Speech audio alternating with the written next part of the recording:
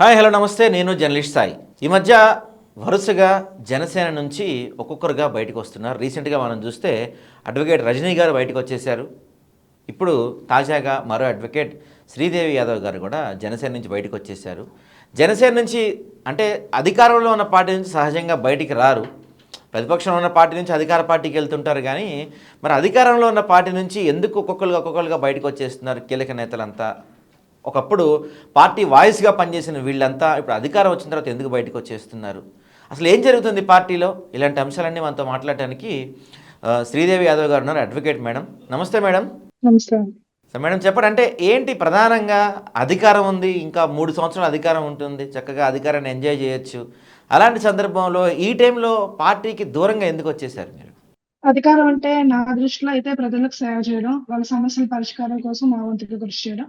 అదే జనసేన నుంచి మొట్టమొదటిగా కూడా మేము చేసింది అదే, మా జర్నీ అంతా ఇదే. కానీ ఇప్పుడు అధికారం వచ్చిన తర్వాత అన్‌ఫార్చునేట్‌లీ మేము ఏమీ చేయలేకపోతున్నాం. ఇది వాస్తవం. So, okay. అందుకని అలాంటి పరిస్థితుల్లో కొనసాగి ప్రజలు మమ్మల్ని మాకు పలానా కార్యక్రమాలు చేయండి అని చెప్పి మేము జనంలో ఉండేవాళ్ళం కాబట్టి అప్రోచ్ అవుతా ఉంటారు సమస్యలతో. ఉమ్, కానీ ఉమ్, మేము నిజంగా చెప్పాలంటే ఆహ్, జగన్ గారు కానివ్వండి, అంటే ఆయన అధికారంలో ఉన్నప్పుడు, వైసీపీ అధికారంలో ఉన్నప్పుడు కూడా మేము ఫైట్ చేసాం, కొట్లాడాం, పరిష్కారం కూడా చేయగలిగాం. ఉమ్. కానీ అన్‌ఫార్చునేట్‌లీ ఇప్పుడు ఏమి అర్థం కాని స్థితిలో ఉన్నాం. సో, అలాంటప్పుడు అక్కడ కొనసాగి ప్రజల ముందు మేమేదో సొంత లబ్ధి కోసం ఉంటున్నామని అపఖ్యాతి సంపాదించుకునే కంటే కూడా బయటకొచ్చి అదే ప్రజల గురించి మళ్ళీ మనం పోరాటం మొదలుపెట్టాం. అంతే. ఓకే. ఓకే. అంటే పార్టీ హైకమాండ్ నుంచి కానీ, ఆఫీస్ నుంచి కానీ మీకు ఏమైనా ఇండికేషన్స్ వచ్చేవా? ప్రభుత్వానికి వ్యతిరేకంగా ఏం మాట్లాడొద్దు, ప్రజా సమస్యల పైన పాయింట్ అవుట్ చేయొద్దు, ఇట్లా ఏమన్నా ఇండికేషన్స్ వచ్చేవా? జనరల్‌గా నా వరకు అయితే మాత్రం నేను క్షేత్రస్థాయిలో పనిచేయడానికే ఇష్టపడేదాన్ని. సోషల్ మీడియాకే నేను కొంచెం దూరంగానే ఉండేదాన్ని. ఎందుకంటే నేనేం నమ్ముతానంటే పార్టీ పటిష్టంగా ఉండాలంటే ఈ సోషల్ మీడియాలో పనిచేసే దానికంటే కూడా క్షేత్రస్థాయిలో ప్రజల మధ్య ఉండి పనిచేస్తేనే మనం వాళ్ళతో రిలేట్ అవ్వగలుగుతాం. వాళ్ళ సమస్యలు తెలుసుకోగలుగుతాం. వాళ్ళని పరిష్కారం చేయగలుగుతాం. సో, నేను దానికే ప్రాధాన్యత ఇచ్చాను. కాబట్టి ప్రజల వాయిస్‌గానే అప్పుడు, ఇప్పుడు, ఎప్పుడు నిలబడాలనుకుంటున్నాం కాబట్టి మేము జనసేన పార్టీ ఎప్పుడు ప్రజల పక్షానే నిలబడుతుందని నమ్మాం. అప్పుడు నమ్మాం. కాబట్టి మేము నడిచాం. ఓకే. కానీ ప్రజలకి ఏమి చేయలేని స్థితిలో ఉన్నప్పుడు ఇంక మేమేం హ్మ్. చేయగలుగుతాం చెప్పండి? ఎవరు ఓకే. చెప్పినా కూడా మేము ప్రజల మధ్యలో హ్మ్. తిరిగేవాళ్ళం కదా! చెప్పినంత ఈజీగా ఉండదు పాలిటిక్స్, రౌండ్ పాలిటిక్స్. హ్మ్. హ్మ్. హ్మ్. ఓకే. హ్మ్. ఏంటి అంటే ప్రధానంగా అంటే మీరే చెప్తున్నారు ప్రజా సమస్యలపై పోరాటం చేశాము. గత ప్రభుత్వం హయాంలో కూడా ప్రజా సమస్యలపై పోరాటం చేశాం. పరిష్కారం కూడా చూపించామని చెప్తున్నారు. ఇప్పుడు అంటే అధికారానికి రాకముందు జనసేన, పవన్ కళ్యాణ్ ఎలా ఉన్నాయి? అధికారంకి వచ్చిన తర్వాత ఎలా మారిపోయాయి ఇవన్నీ కూడా? పవన్ కళ్యాణ్ గారి ఆలోచన విధానం కానీ, జనసేన ఆలోచనలు కానీ, అప్పటికిప్పటికి మార్పులో కారణం ఏమై ఉంటుంది అనుకుంటున్నారు మీరు? జనసేన మొదట్లో వచ్చినప్పటికి కూడా అన్ని పార్టీలకి ప్రత్యామ్నాయ ప్లాట్‌ఫార్మ్‌గా వచ్చింది మాకు. మేము చూసింది, మేము నమ్మింది కూడా అదే. కానీ ఇప్పుడు ఏమంటున్నారు అధికారంలోకొచ్చిన తర్వాత, మేము ఇంకో 15 ఏళ్ల పాటు ఒక పార్టీతో సైలై నడుస్తామని చెప్తున్నారు. అంటే మనం ప్రతిపక్షంలో ఉన్నప్పుడు అందరిని కూడా సమానంగా విభేదించిన వ్యక్తులం. కానీ ఇప్పుడు ఒక పార్టీతోనే అన్‌కండిషనల్‌గా మేము తిరుగుతాము. వాళ్ళ మీద మేమేదైతే అవినీతి ఆరోపణలు చేశామో అవన్నీ కూడా మాఫీ అయిపోయినట్టుగా మాట్లాడడం.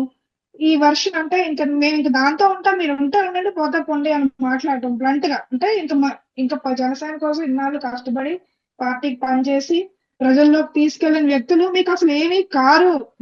మీరేమీ కాదు పార్టీకని అంత సులభంగా మాట్లాడుతున్నప్పుడు, ఒక రకంగా చెప్పాలంటే అవమానిస్తున్నప్పుడు ఏం చేయాలి చెప్పండి? అలాంటి సందర్భంలో ఏం చేయగలం ఎవరైనా సరే. మేము అట్లాగా ఒక సిద్ధాంతం అని, ప్రజలకు మార్పొస్తదని ఇవన్నీ నమ్మొచ్చినోళ్ళం.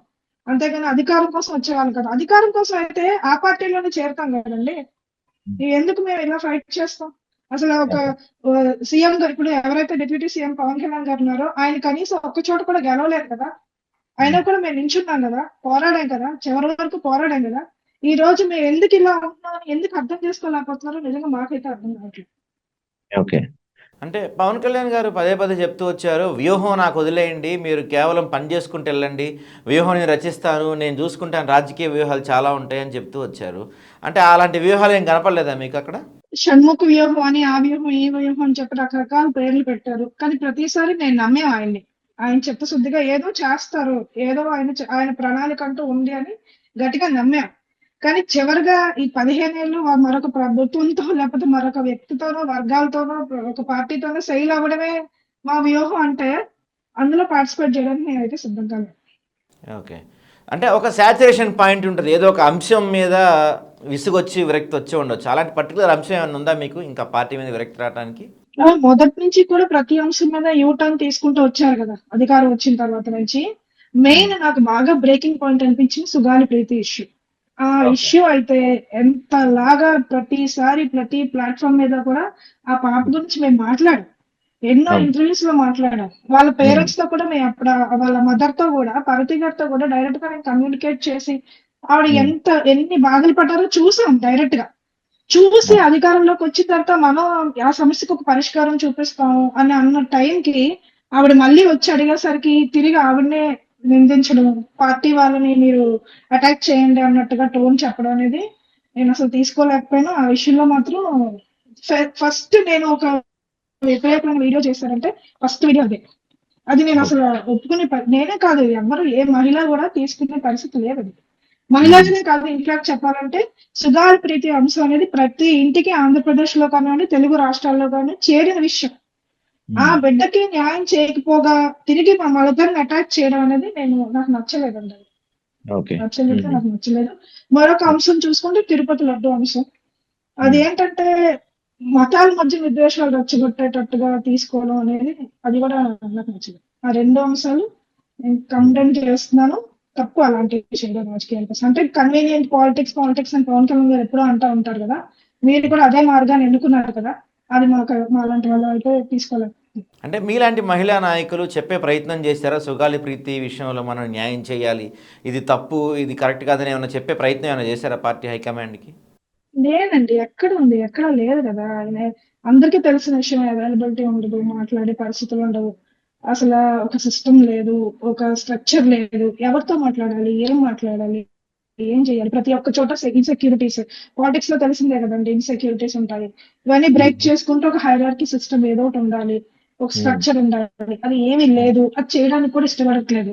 అప్పుడు ఇది ఓకే. ఎప్పటికీ ఇలాగే ఉంటది కదా! ఉంటే ఉండండి, పోతే పోండి అంటున్నారు. మీరు టీడీపీతో సైల్ అయ్యే ఉద్దేశం ఉంటేనే మీరు పార్టీలో నడవండి. లేకపోతే వెళ్ళిపోండి అని ఓపెన్‌గా చెప్తున్నప్పుడు ఇంక మేము ఎవరికి ఓకే. చెప్పాలి? ఏం చెప్పాలి? హ్మ్.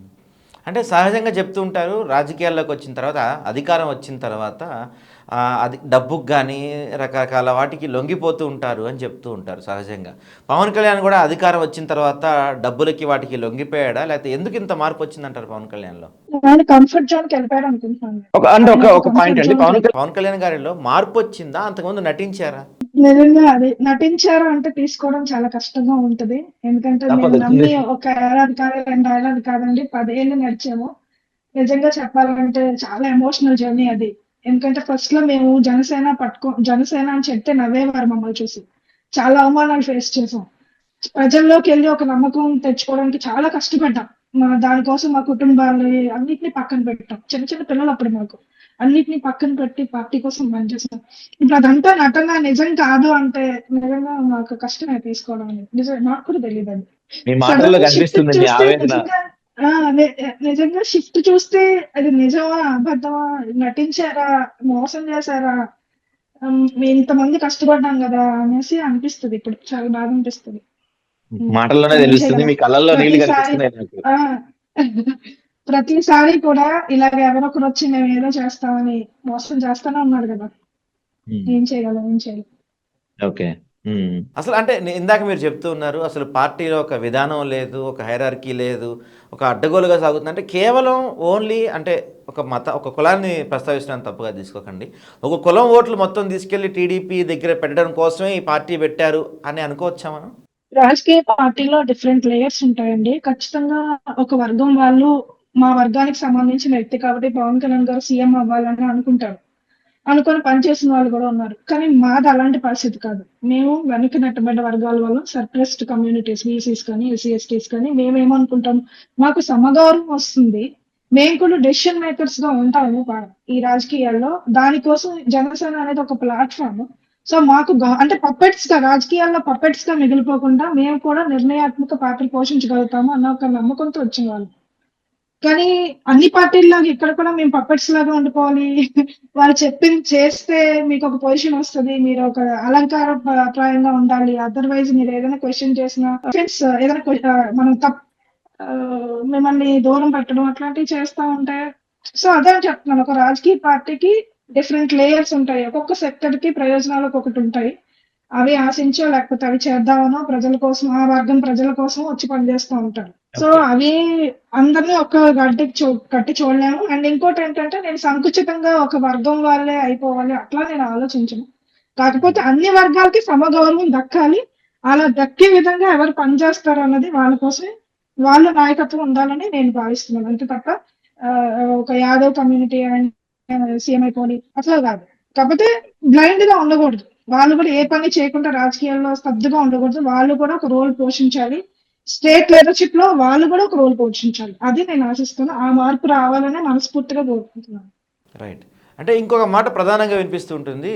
చిరంజీవి గారు ఒక్కసారి పార్టీని అమ్మేశారో లేకపోతే కలిపేశారో, కానీ పవన్ కళ్యాణ్ గారు ప్రతి ఎన్నికలప్పుడు అమ్ముతున్నారు, పవన్ కళ్యాణ్ కన్నా చిరంజీవి గారి నయం అని చెప్పి చాలామంది మాట్లాడుతూ ఉంటారు. మీ అభిప్రాయం ఏంటండి దాని మీద? అసలు అండి ఆ విలీనం అనేది ఫార్ బెటర్ అని చెప్పి చాలా మంది మాట్లాడుకుంటారు. ఇది ఎందుకంటే విలీనంతో ఒక రోజుతో అయిపోయింది. నచ్చిన వాళ్ళు సెయిల్ అయ్యారు, లేని వాళ్ళు పక్కకి వెళ్ళిపోయారు. ఇది ఎలా ఉందంటే అనఫీషియల్ గా ఒక పార్టీ కోసం, ఎందుకంటే వాళ్ళతోనే పొత్తు పెట్టుకుంటారు, వాళ్ళతోనే డిఫర్ అవుతారు, మళ్ళీ వాళ్ళతోనే పొత్తు పెట్టుకుంటారు. ఇంకా ఓపెన్ గా వర్కౌట్ అవ్వట్లేదు అని చెప్పి ఇంకా నేను ఎప్పటికీ వాళ్ళతోనే ఉంటానంటారు. సో ఇది అనఫీషియల్ గా దీన్ని ఏమనాలి, పొత్తు అనాలా లేకపోతే విలీనం అనాలా, ఏమనాలో కూడా తెలియదు. ఒక కొత్త పదం ఏదైనా ఉంటే వెతకాలి. ఓకే. రైట్.